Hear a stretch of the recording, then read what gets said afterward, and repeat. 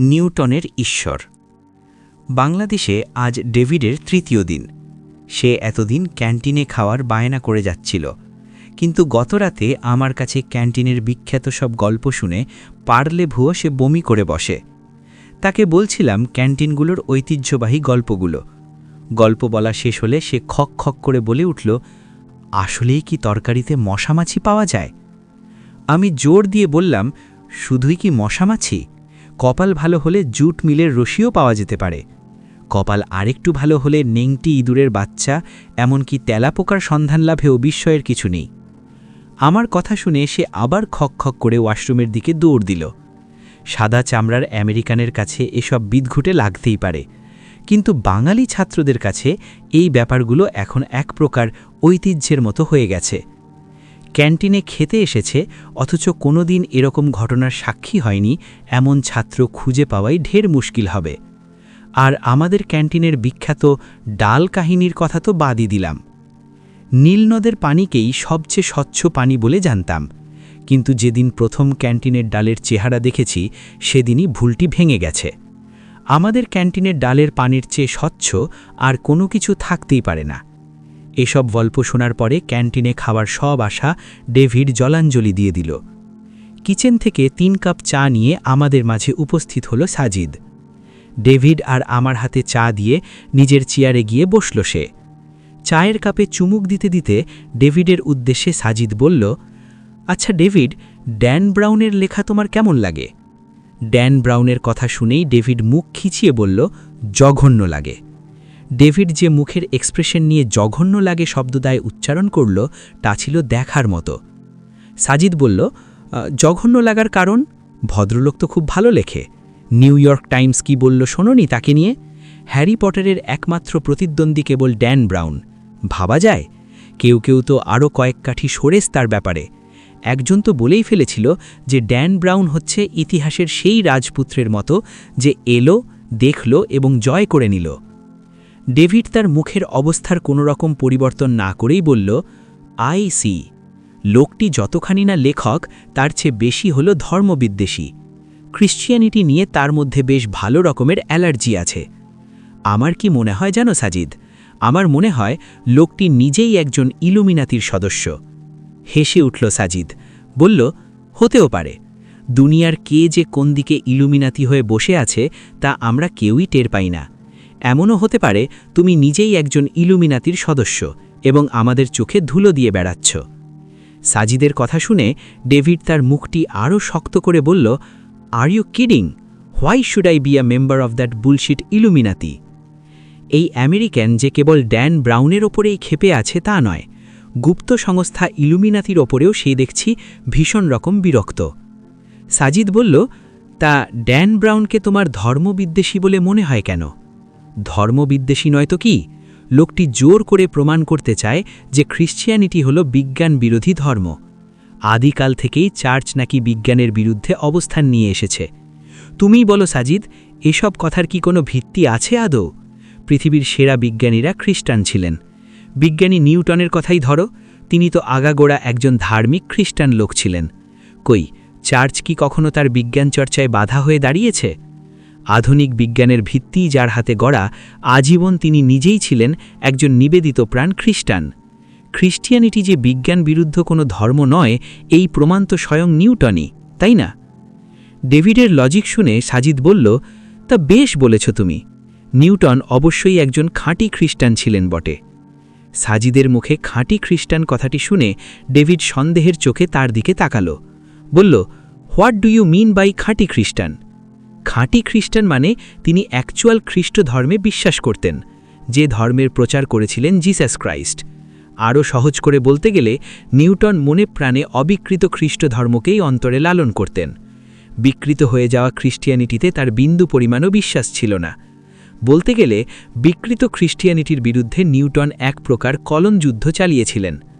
সাজিদের কথা শুনে আমি হতভম্ব হয়ে গেলাম। নিউটনকে তো আমরা স্রেফ একজন পদার্থবিজ্ঞানী বলেই চিনি, তিনি আবার ক্রিশ্চিয়ানিটির বিরুদ্ধে লড়াইতে কবে অংশ নিয়েছিলেন? সাজিদের কথা শুনে ডেভিডও অবাক হল। বলল, তোমার কথা আমি বুঝতে পারিনি সাজিদ, তুমি কি বলতে চাচ্ছ যে ক্রিশ্চিয়ানিটি একটি বিকৃত ধর্ম? সাজিদ বলল, অনেকটাই। তোমার এরকম মনে হবার কারণ? তোমাকে তো সেদিন দেখিয়েছিলাম যে প্যাগানদের উৎসব কিভাবে ক্রিসমাস ডে হিসেবে পালন হয়। এটি কি বিকৃতি নয় ডেভিড? কিছুক্ষণ চুপ করে থেকে ডেভিড বলল, কিন্তু এটি তো নির্দিষ্ট কিছু খ্রিস্টানের দোষ, তাই না? ক্রিশ্চিয়ানিটি বা বাইবেলের দোষ তো নয়। শুধু তো ক্রিসমাস ডে নয়, এরকম আরও অনেক কিছু খ্রিস্ট ধর্মে ঢুকে পড়েছে যা আদৌ ক্রিশ্চিয়ানিটিতে ছিল না, এবং সেগুলোর বিরুদ্ধেই মূলত বিজ্ঞানী নিউটনের অবস্থান ছিল। যেমন? প্রশ্ন করল ডেভিড। সাজিদ বলল, এই যেমন ধরো তৃত্ববাদ। তৃত্ববাদের কথা শুনে ডেভিডের পুরো চেহারা মুহূর্তেই গুমট আকার ধারণ করল। সে বলল, তুমি কি বলতে চাচ্ছ যে ট্রিনিটির ধারণাও ক্রিসমাস ডে এর মতো প্যাগানদের কাছ থেকে ধার করা? আমি তা বলছি না। আমি বলতে চাইছি যে ট্রিনিটির সাথে মূল ক্রিশ্চিয়ানিটির কোনো সম্পর্ক নেই। ট্রিনিটি বলে ঈশ্বর হলো তিনজন, কিন্তু আদি ক্রিশ্চিয়ানিটিতে ঈশ্বর ছিলেন কেবলই একজন। আদি ক্রিশ্চিয়ানিটিতে জিসাস ক্রাইস্টকে কখনোই ঈশ্বর হিসেবে দেখানো হতো না, বরং তাকে ঈশ্বরের দূত হিসেবে দেখানো হতো। কিন্তু কালের পরিক্রমায় ক্রিশ্চিয়ানিটিতে ট্রিনিটি তত্ত্ব ঢুকে পড়ে এবং একজন ঈশ্বরের জায়গা দখল করে বসে তিনজন ঈশ্বর। কিন্তু বিজ্ঞানী নিউটন এই ট্রিনিটি তত্ত্বে বিশ্বাস করতেন না। তিনি একজনকেই ঈশ্বর হিসেবে বিশ্বাস করতেন। ডেভিড বলল, তার মানে নিউটন জিসাস ক্রাইস্টকে স্বীকার করত না? অবশ্যই স্বীকার করত। নিউটন জিসাস ক্রাইস্টকে কেবল ঈশ্বরের একজন দূত হিসেবে বিশ্বাস করত, ঈশ্বর হিসেবে নয়। নিউটন ঈশ্বর হিসেবে তাকেই বিশ্বাস করত যিনি জিসাস ক্রাইস্টকে দূত বানিয়ে পৃথিবীতে পাঠিয়েছিলেন। তাদের আলোচনায় আমি বেশ মজা পাচ্ছি। ড্যান ব্রাউন ইলুমিনাতির গোপন কোনো সদস্য কিনা এই রহস্যের চেয়ে বিজ্ঞানী নিউটন ট্রিনিটিতে বিশ্বাস করত কিনা সেই রহস্যই এখন বেশি জমে উঠেছে। ডেভিড জানতে চাইল, নিউটন যে ট্রিনিটিতে বিশ্বাস করত না তার প্রমাণ কি? নিউটন হাসল, হেসে বলল, আমার এই দাবির প্রমাণ রয়েছে নিউটনের সেই 12টি সূত্রে। নিউটনের 12 সূত্র? মুখে বিড়বিড় করে বলল ডেভিড। নিউটনের গতিক 3 সূত্রের কথা জানি এবং বইতে পড়েছি, কিন্তু নিউটনের 12 সূত্র নামে তো কোনো কিছু পড়িনি কখনো। সাজিদকে উদ্দেশ্য করে বললাম, নিউটনের 12 সূত্র আবার কি জিনিস? এবার সে আমার দিকে তাকিয়ে মুচকি হাসল। আজকে তাকে এতবার হাসতে দেখে আমি হালকা অবাক হচ্ছি। আমার প্রশ্নের উত্তর হিসেবে সে বলল, আমরা বেশিরভাগই বিজ্ঞানী নিউটনকে চিনি, কিন্তু আমরা অধিকাংশই ধর্মীয় স্কলার নিউটনকে চিনি না। সাজিদের কথার আগা মাথা কিছুই বুঝতে পারলাম না আমি। বললাম, ধর্মীয় স্কলার নিউটন মানে কি? নিউটন নামে কোনো ধর্মীয় স্কলার ছিলেন নাকি? বিজ্ঞানী নিউটনই হলো ধর্মীয় স্কলার নিউটন। অবাক হলো ডেভিড, অবাক হলাম আমিও। বললাম, আশ্চর্য, এমন কঠিন করে কথা বলছিস কেন তুই? যা বলতে চাচ্ছিস সহজ করে বলে ফেল, একেবারে জলবৎ তরলং করে। বিজ্ঞানী নিউটন আর ধর্মীয় স্কলার নিউটন এসব টার্ম ব্যবহার করে ধোঁয়াশা তৈরি করবি না একদম। সাজিদের একটা বদ অভ্যেস হচ্ছে, সে সব কিছুতেই দার্শনিকতা কপচাতে শুরু করে। সহজ ব্যাপারকে কঠিন কঠিন শব্দ ব্যবহার করে জটিল করে তোলে। আমার কথাকে সে আমলে নিয়েছে বলে মনে হলো না। সে আগের মতোই বলে যেতে লাগল, স্যার আইজ্যাক নিউটনকে আমরা বিজ্ঞানী হিসেবেই চিনি তার বৈজ্ঞানিক কর্মকাণ্ডগুলোর জন্যে, কিন্তু বিজ্ঞানী পরিচয়ের বাইরেও তার বিশাল একটি পরিচয় আছে। সেটি হলো, তিনি ছিলেন একজন ধর্মীয় পণ্ডিত। সারা জীবন তিনি বিজ্ঞান নিয়ে যত কাজ করেছেন, ধর্ম নিয়ে কাজ করেছেন তার 3 গুণ। বিজ্ঞানের জন্য সারা জীবনে তিনি যত শব্দ লিখেছেন, ধর্মের জন্য লিখেছেন তার 5 গুণ। কিন্তু কোনো এক আশ্চর্য কারণে নিউটনের ধার্মিকতা আর ধর্ম নিয়ে তার গবেষণার ব্যাপারটি আমাদের কাছ থেকে গোপন রাখা হয়। স্যার আইজ্যাক নিউটন একজন ধর্মীয় পণ্ডিত ছিলেন, এই কথা শুনে মনে হলো আমি আকাশ থেকে ধপাস করে মাটিতে এসে পড়লাম। তিনি একজন আস্তিক ছিলেন সেটি আমি জানতাম, কিন্তু তিনি যে ধর্মীয় পণ্ডিত ছিলেন, ধর্ম নিয়ে লেখালেখি পর্যন্ত করেছেন, সেসব কোনোদিনও শুনিনি। ডেভিডের অবস্থাও আমার মতো। স্যার আইজ্যাক নিউটনের ধর্মীয় পণ্ডিত হওয়ার ব্যাপারটি তার কাছেও বেশ আশ্চর্যের। ডেভিড বলল, তিনি কি সত্যি ধর্মীয় বিষয়াদি নিয়ে লেখাজোখা করেছেন? সাজিদ বলল, হুম বলার পরে সাজিদ আবার বলল, আচ্ছা ডেভিড, পদার্থের গতির অবস্থা বোঝাতে নিউটন কয়টি সূত্র আবিষ্কার করেছিলেন জানো? ডেভিডের হয়ে আমি উত্তর দিলাম, 3টি। আমার কথায় ডেভিড মাথা ঝাঁকালো। সাজিদ আবার বলল, রাইট, পদার্থের গতির অবস্থা বোঝাতে নিউটনকে আবিষ্কার করতে হয়েছে 3টি সূত্র। আর ঈশ্বরের অবস্থা বোঝাতে নিউটনকে কয়টি সূত্র দিতে হয়েছিল তুমি জানো? না, জবাব দিল ডেভিড। গুড, আমি বলছি, ঈশ্বরের অবস্থা বোঝানোর জন্য নিউটনকে আবিষ্কার করতে হয়েছে সর্বমোট 12টি সূত্র। 1টি 2টি নয়, গুণে গুণে 12টি। আমাদের বিস্ময়ের পারদ যেন পালা দিয়ে বেড়েই চলেছে আজকে। বিজ্ঞানী নিউটনের বাইরে গিয়ে ধর্মীয় পণ্ডিত নিউটনের অজানা এক অধ্যায়ের আবেশ যেন আমাদের ঘিরে রেখেছে চারদিক থেকে। ডেভিড জানতে চাইল, সেই 12টি সূত্র কি কি? সাজিদ গলা খাকারি দিল, একটু নড়ে চড়ে বসে বলতে শুরু করল, সেই 12টি সূত্র খুব সুন্দর এবং একই সাথে খুবই গুরুত্বপূর্ণ। নিউটনের ধর্মকেন্দ্রিক চিন্তাভাবনা এবং খ্রিস্টিয়ানিটির ব্যাপারে তার অবস্থান জানতে এই 12টি সূত্রকে খুব ভালোভাবে জানতে হবে আমাদের। ঈশ্বরকে জানার জন্য নিউটন প্রথম যে সূত্রটি দিয়েছিলেন তা হল there is one God, the father, ever living, omnipresent, omniscient, almighty, the maker of heaven and earth, and one mediator between God and man, the man Christ Jesus. অর্থাৎ নিউটন বলেছেন ঈশ্বর হলেন একজন, তিনি চিরঞ্জীব, সর্বজ্ঞানী এবং সর্বশক্তিমান। তিনি হলেন আসমান এবং জমিনের স্রষ্টা। মানুষ এবং ঈশ্বরের মাঝে সম্পর্ক স্থাপনকারী মাধ্যম হলেন যিশু। দ্বিতীয় সূত্রে তিনি বলেছেন the father is invisible God whom no eye hath seen or can see, all other things are sometimes visible. অর্থাৎ ঈশ্বর হলেন অদৃশ্য, কোনো দৃষ্টি তাকে দেখেনি অথবা দেখতে পারে না, তিনি ব্যতীত অন্য সব দৃশ্যমান। তৃতীয় সূত্রে বলেছেন the father hath life in himself and hath given the sun to have life in himself. অর্থাৎ ঈশ্বর নিজেই নিজের ভেতর জীবন্ত এবং তিনি নিজের মধ্যে থেকেই নিজ ক্ষমতা বলে বান্দাদের জীবন দান করেন। সূত্র 3টি শুনে আমার মাথা উলটপালট হবার জোগাড় হলো। সৃষ্টিকর্তা সম্পর্কে একজন বিজ্ঞানীর এত দূরদর্শী চিন্তা সত্যি অবাক করার মতো। সাজিদ বলে যেতে লাগল, চতুর্থ সূত্রে তিনি বলেছেন the father is omniscient and hath all knowledge originally in his own breast, and he communicates knowledge of future things to Jesus Christ. None in heaven or earth or under the earth is worthy to receive knowledge of future things immediately from the Father except the Lamb. অর্থাৎ Newton বলতে চেয়েছেন ঈশ্বর হচ্ছেন সর্বজ্ঞানী, তার অন্তরেই রয়েছে সকল জ্ঞান। তিনি যিশুর কাছে ভবিষ্যৎ বিষয়ক সকল জ্ঞান প্রেরণ করেন। ঈশ্বরের দূতগণ ব্যতীত আসমান কিংবা জমিনে এমন কেউ নেই যারা সরাসরি ঈশ্বরের কাছ থেকে ভবিষ্যৎ বিষয়ে জ্ঞান লাভ করতে পারে। এ কারণেই যিশু হলেন ঈশ্বর কর্তৃক প্রেরিত এবং তিনি হলেন ঈশ্বরের দূত। পঞ্চম সূত্রে কি বলেছেন?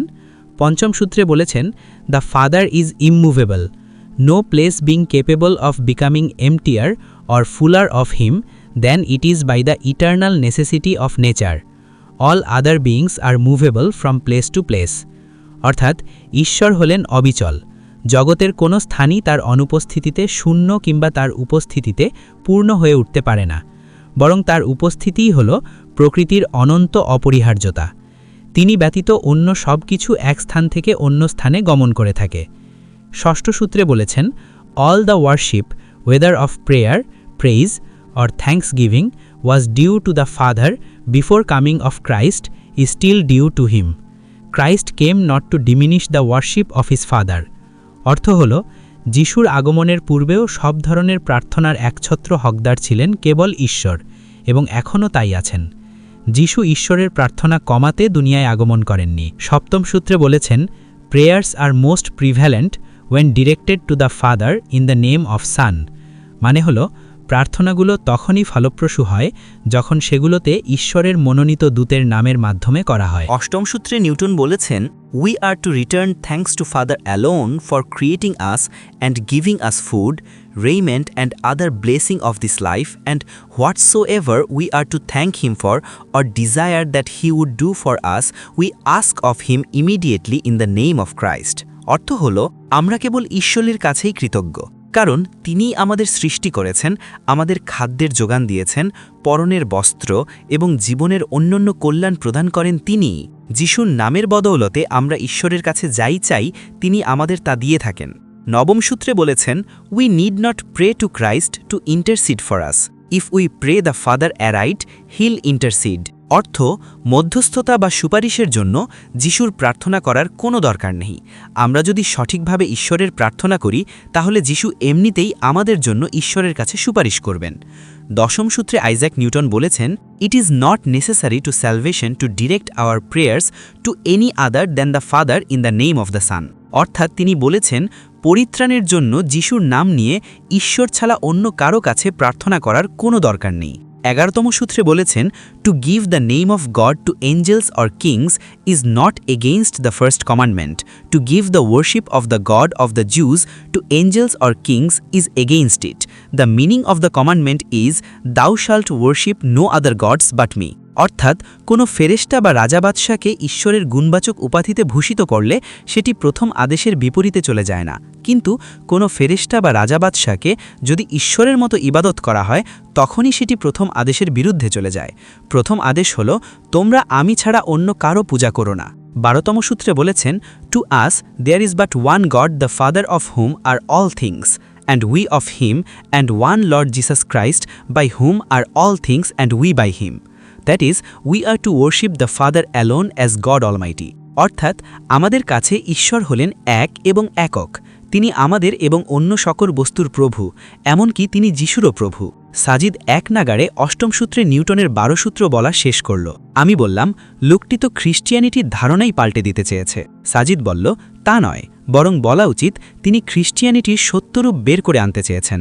তিনি কখনোই যিশুকে ঈশ্বর হিসেবে মানতেন না, বরং তিনি বলতেন যে যিশু কেবল ঈশ্বরের একজন দূত। তিনি 3 ঈশ্বর তত্ত্বে বিশ্বাস করতেন না।